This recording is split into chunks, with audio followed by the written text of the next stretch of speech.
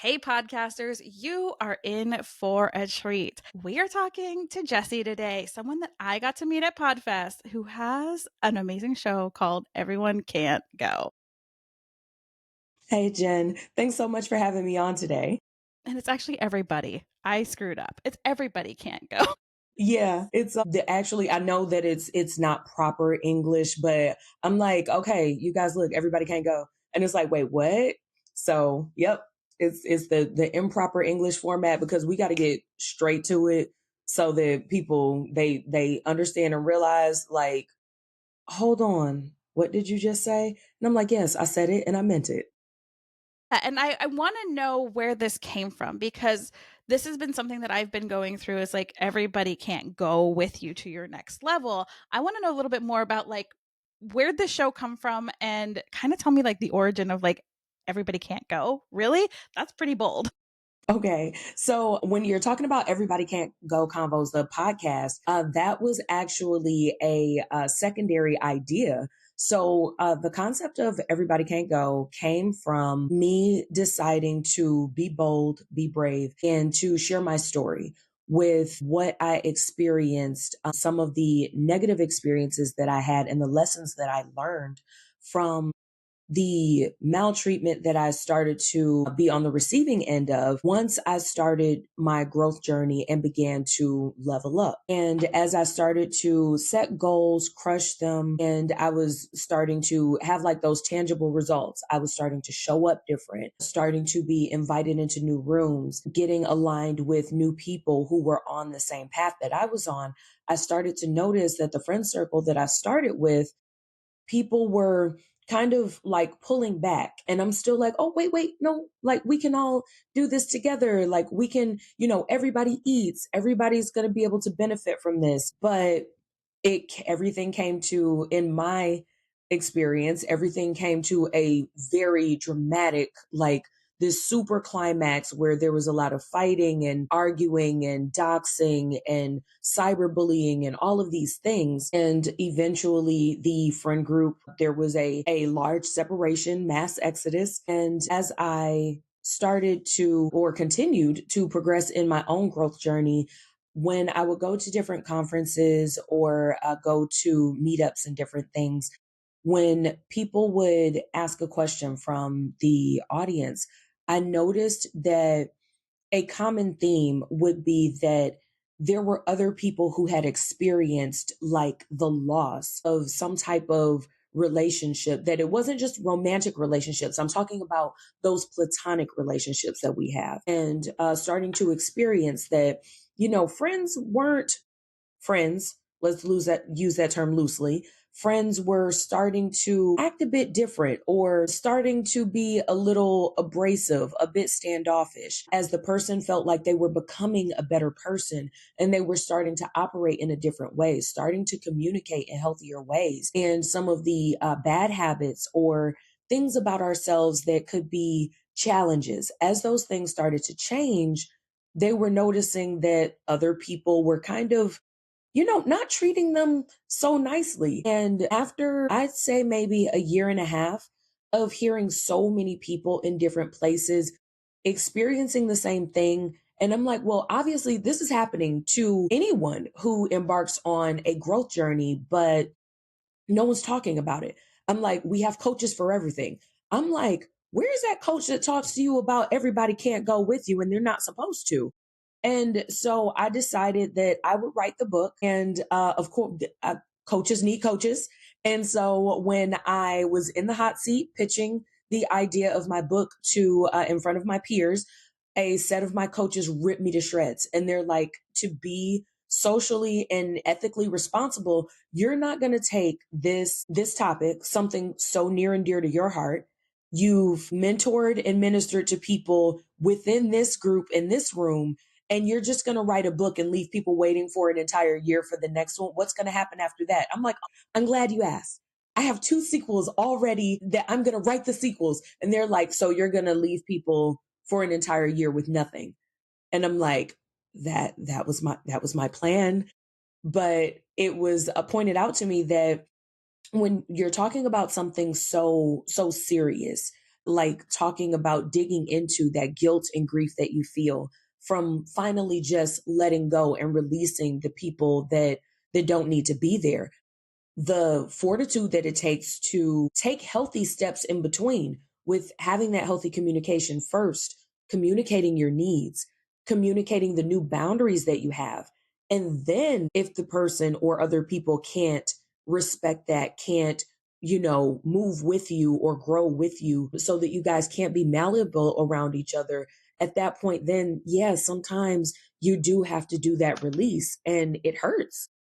It's a grieving process. And so from there, the book became the brand and the brand became a movement. So out of that conversation and that hot seat, Everybody Can't Go, the book was put on pause, put on the back burner a bit in favor of beginning a one-on-one and group coaching program, in favor of providing the free value on a weekly basis through Everybody Can't Go Convos, and through me collaborating with other people like yourself and going in for interviews, making sure that I have my voice out there and not just being on the pages of a book and kind of being like this mysterious person behind like the madness that became this movement. Oh, I'm like, my heart is like all in this conversation because this is exactly why I started too. Is like we have that story and there's so many like un-PC. That's the only way that I can explain it. Conversations that we're not having. Leveling up and leaving people behind is terrifying. So you tabled the book and you brought out this your podcast, and now you're supporting people through this. But there had to be some turmoil. Like, I like the juice. Like, I want a little bit more tea about how you went from breaking down this circle because it is so hard. We haven't had those conversations. And I see a Mhm. lot of podcasters do this because they get started talking on the microphone and then all of a sudden they're like, something leveled up inside me because there's a sense of freedom. It's really hard for people to like cancel you, quote unquote, or come after you on a podcast. So you start to find your way. So I think this would be really helpful to have some of that hard conversation that people aren't talking about on the show, because I think that's a reason why so many people don't spill the real them. Well, like in terms of like, let's go talk about the part about being canceled. When you're talking about a difference of opinion that is not ethically or morally wrong, I think that sometimes people fear being canceled. Please believe they tried it. They tried to cancel me. Hey, y'all. But they definitely did try to proverbially cancel me on social media, on Facebook, Instagram. They even went old school with text messages and phone calls. And with that, honestly, the way that I found out about it, because I'm one of those people that I'm like, okay, you're going to go off and cuss me out in a group chat. And it was so left field that I was like, I can't tell if this is a joke right now. Like, wait, what happened? What's the problem? I'm like, if there was something that I did or said that was offensive to you, let me know what that thing is. I mean, we can have the conversation here in the group chat in front of everyone, since it already started.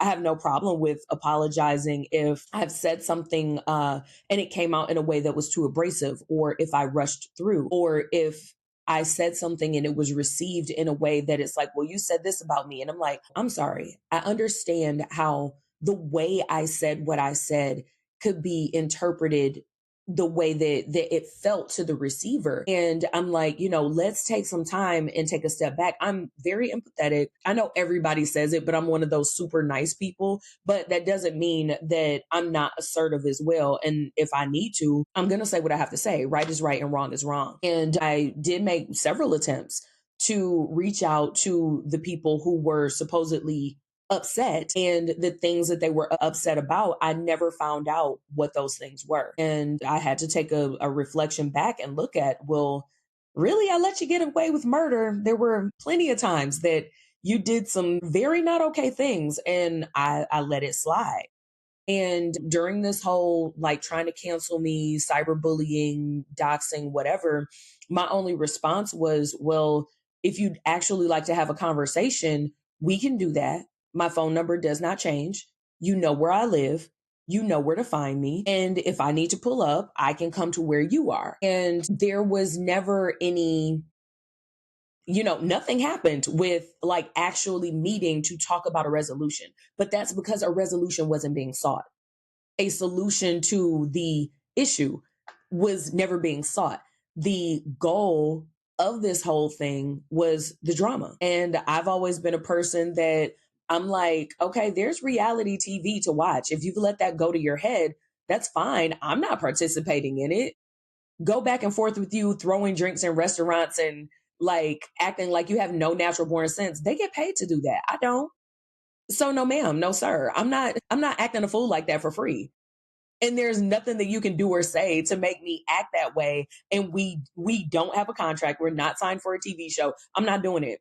So we're either going to do some conflict resolution and we're going to actually talk, or as far as I'm concerned, you can kick rocks. And I left the door open. To this day, I've never blocked anybody on socials, never blocked anybody from my phone. I have the exact same phone number that I've had since high school. We won't say how long ago that was, but just know anyone who has ever known me, ever had my phone number, they can find me and know how to find me. I mean, I'm just not that type of person. Like I'm very open and honest. If someone is ever seeking me out, you can find me. It's easy. So with the whole cancel campaign, there were, some people who enjoyed the drama. There were some people that they were like, well, how could you say this about Jessi? Like, she's super nice. There were people who, they called and they're like, well, she said this about you. And she said that you A, B, and C. And it's like, okay, yeah, I know. She said that to my face. What's your point? No, she didn't talk about me behind my back. She talked about me to my face. Well, you're going to let her talk to you like that? It was something that I needed to hear. She was helping me. That's part of the that natural inclination that I had to be a coach. I just avoided being a life coach for a long time, for being a coach of any type for a long time. I was more so concerned with consulting just in the private sector. And though I did a lot of coaching for free on the personal end, and I mostly just stuck to consulting because that is what I would get paid to do in my 9 to 5. But yeah, with me being like naturally inclined to be a giver, to be a helper, having sometimes my friends would joke, they're like, oh, you're such a grandma. Like, it seems like you've been here before like 3 times already. Why do you even know that? And I'm like, you know what? I don't know, but I'm going to learn from other people's mistakes so I can make a different set of them. So if I like observe my surroundings, if there's 5 mistakes that I saw somebody else make or 5 other people make, I'm not making any of those 5. I can find a sixth and new way to make a mistake while I'm trying to get whatever it is done and get to the goal. That's awesome. So it sounds like this has kind of been a way of life for you. Has it been this way forever, or is this something that you've grown into? Definitely had to grow into it. I would say that as I started to write the book, I actually delve into other situations that I had an everybody can't go experience, but it wasn't as dramatic and it wasn't as hurtful. It didn't involve all of the like we're canceling you. It didn't involve the drama and all of the harsh words and different things like that. And that's part of the reason why I started my podcast with doing interviews, because there everybody can't go can manifest at different times in life and also to varying degrees. So for me, this wasn't always a way of life. It was something that it kind of came to a head with that one drama filled episode. And as I reflected on times that it had happened before, one of the things that was a commonality, whether it was kind of just, people growing apart or like someone graduates and they graduating from college, you're moving into the work world. And then, those of us who were younger, we were still left behind on college campus. You don't have time to spend together anymore the way that you used to. Life looks different when you're starting to be a 9 to 5er. Partying and socializing looks different when you are moving up into different tax brackets. The things that you have access to in terms of using discretionary income, that starts to cause a bit of a not necessarily a divide, but a difference in what it means to go hang out on Saturday. And I had to learn over time how to navigate what those differences would start to look like. And it's not just about the people who can't go with me. Sometimes it's the people that I can't go with. Yeah. Yeah. It's hard, and we don't often think of the other side. I know that, like, because I just came out of a season of "No, you can't come with me. No, you can't come with me. There's the door.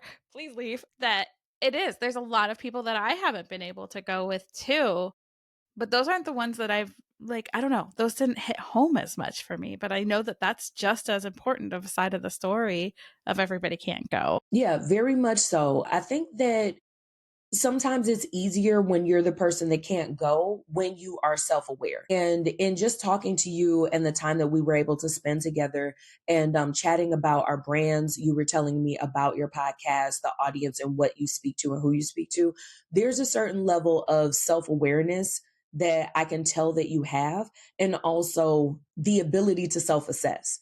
That's something that when people are missing those two elements, the ability to self assess and the self awareness. And sometimes that just being honest with yourself, because you can have both of those two first things, but still sit there and lie to yourself because that's a choice that you're making. It becomes easier to say, I didn't like that. That didn't really feel good. Or for you to just have a neutral feeling, a feeling of neutrality toward being the person that it's like, okay, this relationship, this friendship dynamic, whatever, this is not meant for me. I wish you the best. I want you to go succeed. I want you to get to your goals, but I'm not the proper fit and I can't be a part of that.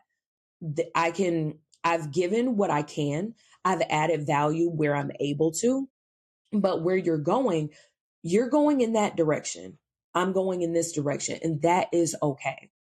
And I think that another part of being comfortable and solid in that type of decision is when you know what your vision is and you know where you're going.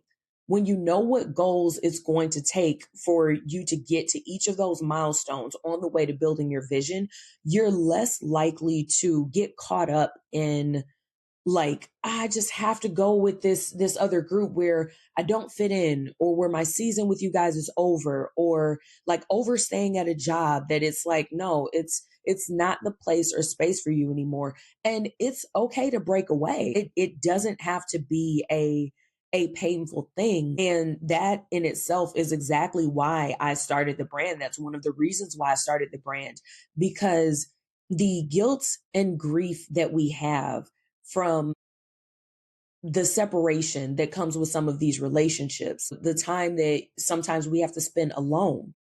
Just because you're alone, it doesn't mean that you're lonely. Just because you're separating doesn't mean that you're going to be left alone and that your next tribe isn't coming. Sometimes that separation is needed for your growth, for your good, and not just for yourself, but also for those other people that you had to take that step away from. Yeah.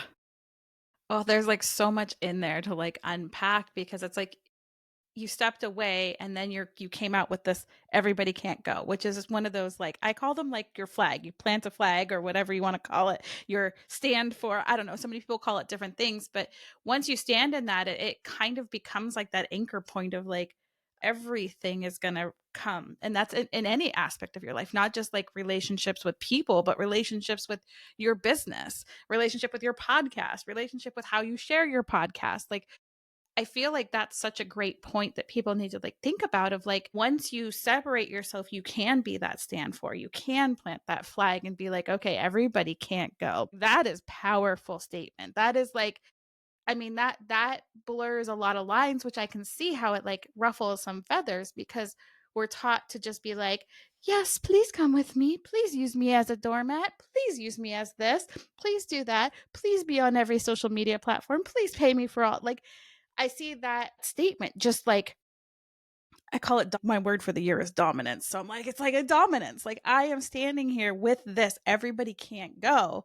Take it or leave it. But if you take it, you can rise. That's very true. And that's one of the things that I say all the time. You get to choose. And I mean, you get to choose. It's a broad statement because your choice is broad. You get to choose who can come with you. Well, sometimes you don't get to choose, but you get to choose whether or not, like you said, You choose whether or not you're that doormat. You choose whether or not you're going to stand up for yourself. Does that mean that you're just going to listen to my pods and participate in workshops and I'm going to give you all of these things that you're going to go to sleep after you take your notes and you're going to wake up and you're just going to say, dang it, I'm not going to take it anymore. And you're just going to be brave and bold. No, that's not what I'm saying. What I'm saying is that you will over time learn healthy communication strategies, coping mechanisms, and you'll be empowered with, I'm afraid, but I'm going to do it anyway. I'm nervous about saying this one thing, but instead of sitting here silent, you might hesitate for a second. I have something to say to you and go ahead and get it out. Your hands may be shaking, your voice may crackle a little bit, but that is a step further. And that's the next level from just thinking to yourself, I don't really like the way that such and such just spoke to me. That was really mean and it hurt my feelings, but I don't want to have conflict and I don't want to get into an argument. So I'll just keep it to myself and I'll pretend that it didn't happen. Now I'm kind of starting to feel resentful that I didn't say anything about it the last time you did it. And then now you did it again. And now we're a few weeks, a few months later, and you're still exhibiting this behavior toward me that I really don't like it.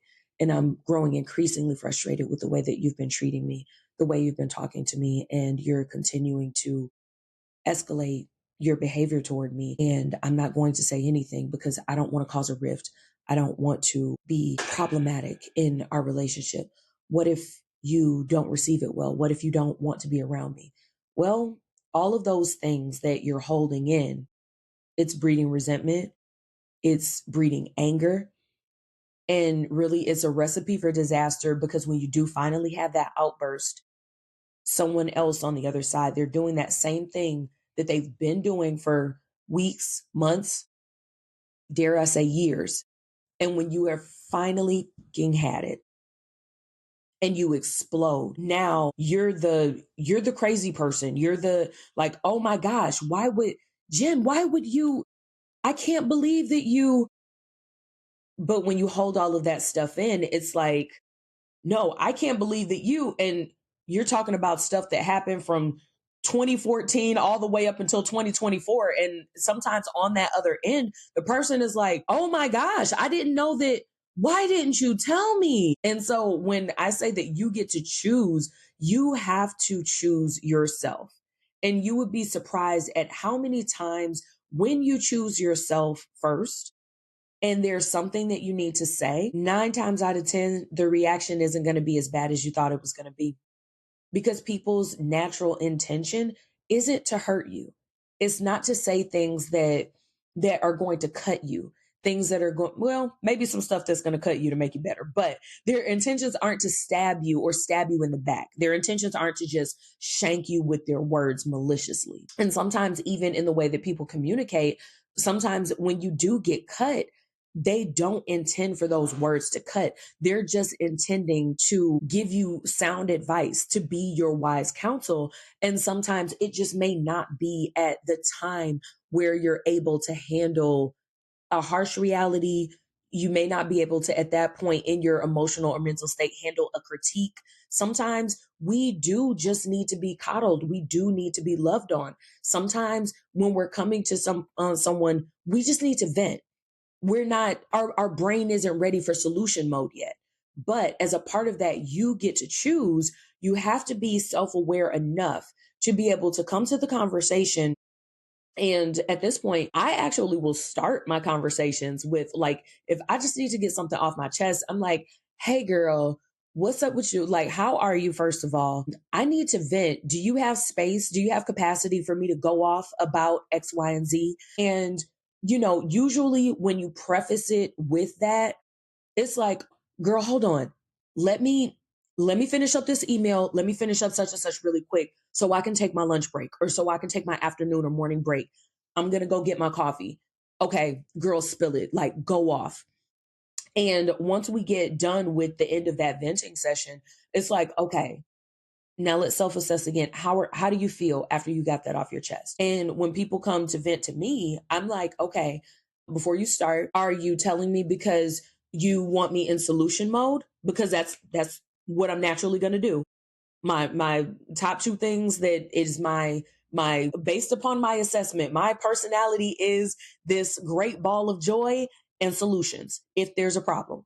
And I want the solutions to the problem so I can get right back to being your great big ball of joy. And I have to ask, hey, are you looking for solutions or are you looking for me to be your listener? And sometimes people are just looking for you to be that listener. And so, generally speaking, most people, and I know it's debatable, but I choose to believe, I count it all joy. So I choose to believe that most people have good intentions initially, and to be empathetic in the way where we put ourselves in someone else's shoes, so that some of those things that we're internalizing that are negative, sometimes we're just internalizing some things that have not been said, some things that have not been done. And me examining things in this way was actually born out of some of those everybody can't go situations that I have been exposed to, been a part of, because I wanted to be sure one thing I ain't gonna do is be loud and wrong. If you can't tell, I'm loud. I'm loud, I'm fun, I'm full of facts. But there's a reason why when I say something, 9.5 times out of 10, I'm right. My fiance says, you know what, you're just always right. But that is intentional because if I don't know, I will tell you, I don't know. It used to piss them clean off in those boardrooms. And it's like, hey, so Jess, this is the problem. Do you have the answers to A, B, and C? No, I don't know. I don't know the answer to that. Do you want me to find out? And I've never been one of those, like, let me just BS you. Like, if I don't know, I'm going to say it. If it's going to take me a sec because I'm going to research it really quick, give me a sec to get you an answer and I'm going to get it on the spot. If I'm not going to do anything about it, you can figure it out though. You can figure it out. But like I made sure to examine all of these things about communication from so many different angles, specifically because I don't do loud and wrong. And I wanted to be sure that in those relationship dynamics that there wasn't more that I could have done to get to a solution, to get to a win-win for everybody.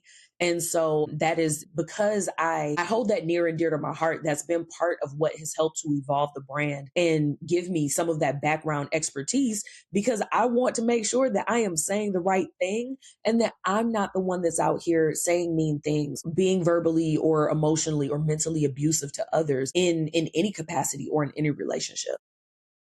Yeah. And I love that. And I think that it's so related to podcasting because like as we were talking about, like it is a platform where you can say what you want. It's hard to get canceled. We're not getting, shut down like on a lot of the social media platforms. And I think that as you're saying that, I'm like, this is one of the also things I see come up with podcasters is it's like I have to know everything. I have to know everything. And I'm standing up and I'm doing this and I'm loud and I'm proud. But I think there's so much research that we're afraid to say out loud also.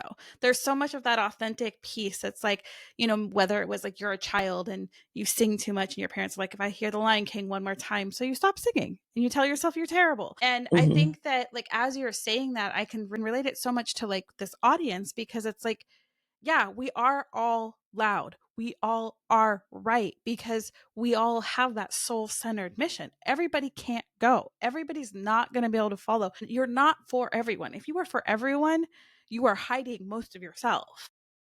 And I love that in like your messaging and your brand, like everybody can't go. That's so true. It's such a powerful impact for any podcaster to think about. And I want you to, as you're listening to this podcaster, to like understand that everybody can't go with you.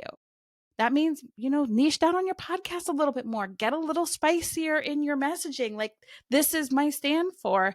And maybe that's part of your strategy is learn some better communication skills with people, or at least learn better communication skills with yourself so you can stop hiding. That part. That part. And when you're talking about it from the podcasting aspect, I think sometimes we get so worried about the views, the likes, the subscribers, all of the numbers, all the data. And when your focus is the data instead of your topic and being you and giving your actual opinion about your topic, it causes you to show up in a way that is somewhat inauthentic. And from episode to episode, when you're showing up inauthentic, you're confusing people. Like they don't, if it's like, I don't know where you stand on this, on that, da, da, da, da. And that's not to say that every great debate that you have to shout from the rooftops how you feel about all of these different taboo topics, if it doesn't have anything to do with your audience, or arguing about politics and government and all this other stuff, it doesn't mean that you have to just go down a list of like, I do stand for this, I don't stand for this, blah blah blah blah blah. But coming through on the mic, coming through on video, as you are who you are. And there is going to be a group of people, your tribe, who they will find you. They will find you through your voice. They will find you through your facial expressions. They will find you through as you can see, my hands just won't stop. I can put them down and try to talk, but now I look weird. It's like, why are her shoulders like that? Because I'm trying to not talk with my hands. It's like, just be yourself. And you just being yourself. I mean, how would you guys feel if I was talking to you guys like this the entire time? Like, I look awkward. And so with me looking awkward, it doesn't matter how great what I'm saying is. My body language is awkward. I mean, even if you're only listening via audio, I can hear the inflection in my voice change as my body posture is in an awkward position. And guess what? Even though I've put my hands down to make sure that they're off camera, my hands are still moving because that is me. I'm literally with my arms straight down, but my hands are still doing this. So like, why would I put you guys through that secondhand uncomfortability, that secondhand embarrassment by attempting to communicate in a way that is not me? If you tune in, it's because one, you love Jen and you continue to listen thus far because you're enjoying the conversation that we're having. So anyone who's podcasting, your tribe is going to find you. They're going to enjoy what you're talking about. Sometimes they may not care what you're talking about. Have you ever considered maybe they just like the way your voice sounds? Maybe your voice is velvety. Maybe you have this wonderfully deep baritone that tickles somebody's eardrum just the right way when they listen to you on noise cancellation with AirPods in. Like, there are so many different elements to why your followers follow you, why your subscribers subscribe to you, listen to you, partake in whatever your pod is about. And sometimes that, like, you just continuing with your pod is a matter of your episode just didn't reach, or your pod, that one episode that you need to drop from your podcast, it just hasn't reached the right person yet, or reached that person that they need you. Someone out here needs to hear your voice. Someone out here needs your message. Even if you're just kicking it back, chilling, and there's like all types of giggles, that laugh that you're providing to someone, somebody in this great wide world needs it. At this point, you're responsible for more than just who's in your local demographic. There are subscribers and regular listeners that I have in Japan. I have no idea why. It's not my business to know. There are a handful of people in Kenya and some folks in Australia that listen to me every week. What? I don't know. I continue to put my content out because obviously there is a group of people in those places where I have not yet set foot that need to hear my voice, that want to hear my voice. And obviously they've talked to some other people about my content, and a group of them are talking together about the conversations that I've had, the interviews that I've done, and the pods that I've dropped. So you literally never know how far your voice is going to reach, and you never know who needs your message, because there's literally that when you are a podcaster, there's no way for you to know how far and wide, like geographically, your impact is moving and where it's getting to. Because if you were only doing like live events on stage, or you only speak in person, you're able to affect people, 30 to 100 people. If you did a stadium, okay, 10,000 people at a time. But when you're talking about being a podcaster, you're literally available to where's the world population at? We're over 7 billion people. And I mean, even if you want to niche down to everyone who is English speaking, I listen to a ton of Romeo Santos. I am not fluent in Spanish. but I quite enjoy the music. I quite enjoy the lyrics that I only partially understand. You never know if there are people that they don't even speak English, but they are enjoying your voice. They may just enjoy looking at you and all of the social cues and the human emotional cues that you're giving off through your body language, facial expression, all of those types of things. So if you have a podcast, keep podcasting. It's for somebody. It's for somebody else. It's for somebody. Oh, I love that. And that leaves me like, you gave me like the perfect lead up for like, what is your bold action? Like, we're all about taking bold actions at Beyond the Downloads. So if somebody had 15 minutes this week, how could they use that 15 minutes to kind of like lean into this? Everybody can't go. So, one thing that I would say is part of self care is everybody can go. Self care is a big proponent in that. So, I always say to take some time for yourself so that you can. How many times have you actually just stopped to take several deep breaths?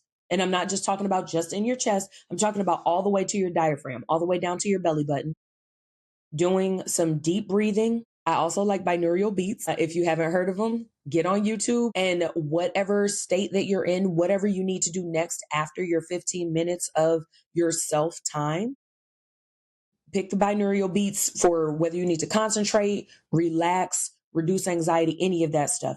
Listen to some binaural beats for 5 to 10 minutes and allow yourself to come back to your own center so that when you are podcasting, when you are brain dumping, when you are coming up with new ideas for episodes, when you are reaching out to people to interview, when you are writing your newsletter, when you're writing those show notes, when you are coming up with responses to any of the comments or DMs that you have, you are able to come back to your center so that you're able to respond, show up, produce, and provide as your authentic self. Because that's what everyone is here for. That is what is needed in the world. And that is what your tribe is searching for. And so that's what you'll want to provide them. I'm going to be taking that action maybe daily, forever. Like If you reminder. I'm can. like, time for myself, time to just breathe. We always forget like the simple things, those super simple tasks. Are you breathing? Mm.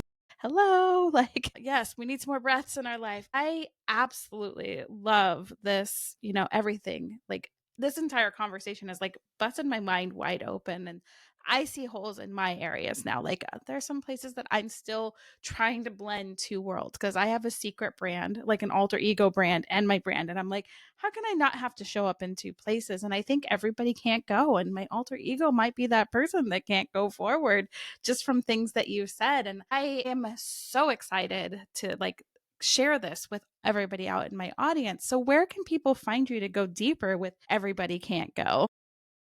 So, if you guys want to go deeper, you can find me at Everybody Can't Go Convos on YouTube. You can subscribe, follow the channel. We drop weekly episodes Wednesdays at 10 p.m. And you'll even find some special episodes in there. We do a few drops in between just to give you guys a little surprise every now and then. And you can also find me on Instagram at Everybody Can't Go, the number 2. That's the numeral 2. Again, that's at Everybody Can't Go, the number 2. And on TikTok, you can find us at Everybody Can't Go LLC. I almost forgot, if you would like to subscribe to the newsletter, you can go to optin.everybodycan'tgo2.com. You can sign up for our email list. In exchange for signing up and dropping us your email, you will receive a 10-step guide to starting to write your vision, and you will receive just one email a month. I'm not going to spam you. As you can tell, I'm thoughtful of people's time and tolerance. So you can expect a monthly email that just gives you some tips, a couple of articles, and that will be a place where you'll know everything that's going on. If there are any meetups, if I'm speaking at any engagements, if you want to pop out to show up and see me live anywhere, all of those items are found in the newsletter. And you want to meet her in person because the energy that you're feeling online in person is like 1,000 times more. And it just, I don't know. I'm like, you just have this presence around you that just makes you feel like welcomed in, like, and I was in my giant floaty, which was a little uncomfortable for me because I started stepping out, and I felt so welcomed and like heard and supported. So thank you so much for that. We'll make sure to get all of your information in the show notes. Is there anything else that you would like to leave our podcasters with? I would just leave you guys with make sure that you're not a statistic. Keep podcasting. Don't worry about those numbers at first. Just keep podcasting.